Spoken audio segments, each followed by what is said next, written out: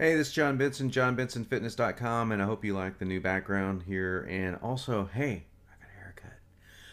I came across an incredible story today. It was on MSNBC, where I get a lot of my stuff from, and it was a video. So I decided that I would show you splices of this video, and just, it's mind-boggling. It really is mind-boggling what's going on here. There are two takeaways from what I'm about to show you, and I'm going to come in between to kind of illustrate the takeaways. This week, we're learning the true cost of the weight of our nation. Consider this.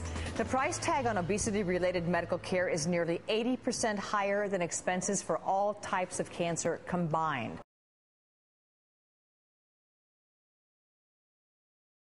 Billions of calories, billions of dollars. The industries that profit on the obese pull in more than $300 billion a year. And here's how it breaks down. $133.7 billion on fast food, $124.7 billion on medical treatments to treat obesity, and $1.8 billion on diet books. Those figures are even a couple of years old. Things changed dramatically in the 1980s. What have we done in this country?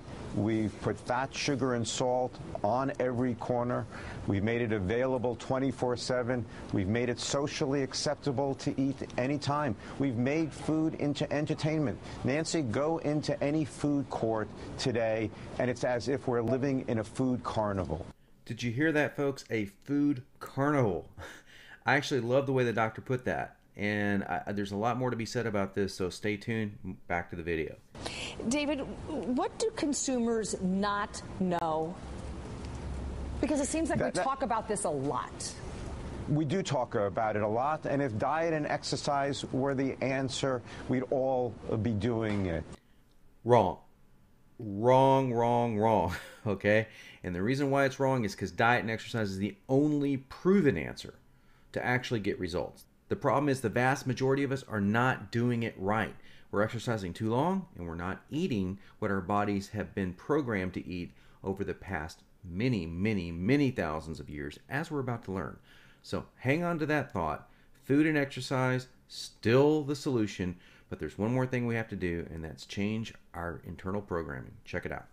The fact is, we now know, we have the science to explain why it's so hard to resist that chocolate chip cookie, that fat, sugar, and salt in front of us. We now know that the brains of millions of Americans are becoming excessively activated.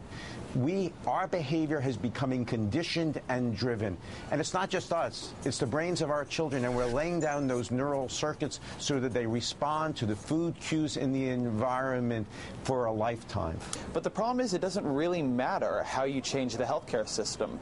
If people continue to need it at the rate they're needing it today, and then it gets worse, even as we begin to learn how to do more things to keep diabetics alive, to keep people with heart disease alive, we simply won't be able to afford it. There's not a structure that would make that possible. We spent 200,000 years of human civilization with our biology and our society evolving to protect us from the dangers of not having enough food. In the last 50, we suddenly have the problem of abundance, and we don't know how to deal with it. We don't know how to deal with it in our bodies. We don't know how to deal with it in our society. I mean, it's very unintuitive to say one of the problems America faces is that it's too easy to eat delicious meals for too cheap.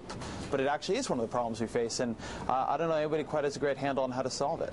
Yes, we do. We actually have a very good, solid way of solving the problem.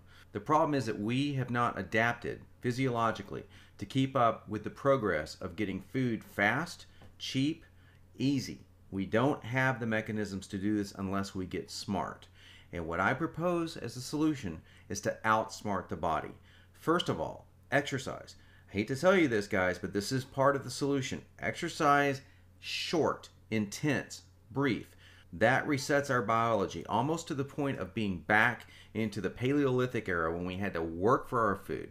Exercise can trigger what I call dormant genes. They're not really dormant, but it triggers the brain to say, hey, I'm still in a hunter-gatherer mentality. I still need to process food in a certain way in order to maintain my leanness, and I'm still active, I'm still gathering food, etc. We don't have that. The only way we can mimic that is through exercise. Then and only then can we start enjoying some of this food carnival mentality that we've got, where we don't have to give up our favorite foods and we don't have to sacrifice our entire lifestyles. We just have to outsmart it. We have to outsmart what's going on here. And I'm calling for rapid adaptation. And the only way to do that is to get exercise down to something that everyone can do. And that's why I recommend my book, 7-Minute Muscle. The link is, check it out. The link is either here or there. And first of all, that's going to solve the problem of time. It's going to solve the problem of adaptation, because it's going to force your bodies to relearn that you actually need to use the muscles that you're not using in order to burn some of the fuel that we're storing as fat. And number two, Every Other Day Diet, my book, again, check it out, gives you the tools to work with this environment that we can't change. We're not going to be able to change the environment. What we have to do is adapt to it. And so why not learn some of the tips that I teach people on how to adapt, how to take the environment that we have, which is a fast food, very quick culture, and adapt that to actual weight loss. Can it be done? Absolutely it can be done. In fact, I guarantee it. So if you want to check it out, read more, links, one of the 3 places, depending on how this video showed, and check it out for yourself. Read a little bit about it. In fact, I'm going to include a very special link just in this video. I want you to get the first few chapters of one of my books for free.